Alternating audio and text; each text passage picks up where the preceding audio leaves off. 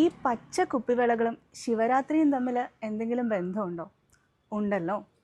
നമ്മുടെ ശിവഭഗവാന്റെയും പാർവതീ ദേവിയുടെയും വിവാഹം നിശ്ചയിച്ചതിന് ശേഷം എല്ലാ ദേവീദേവന്മാരും ദേവിക്ക് ഒരുപാട് വിലപിടിപ്പുള്ള സമ്മാനങ്ങൾ നൽകി.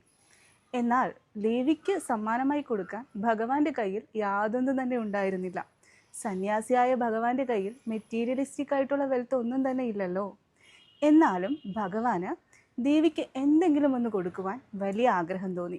അങ്ങനെ ഭഗവാൻ സ്വന്തം കൈകൾ കൊണ്ട് ലാക്കുർ എന്ന് പറയുന്ന ഒരു മെറ്റീരിയൽ ഉപയോഗിച്ച് പച്ച വളകൾ നിർമ്മിച്ച് വേഷം മാറി കൊട്ടാരത്തിൽ ചെന്ന് ദേവിയുടെ കൈകളിൽ അണിയിച്ചു.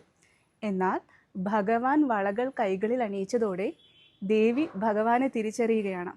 അപ്പോൾ ഭഗവാൻ ദേവിയോട് പറഞ്ഞു, ദേവി, ഇത് നമ്മുടെ വിവാഹത്തിൻ്റെ ഒരു സിമ്പലാണ്.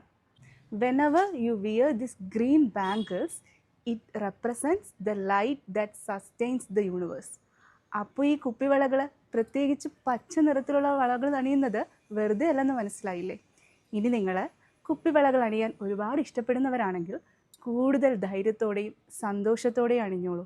ഭഗവാൻ കൂടെയുണ്ട്.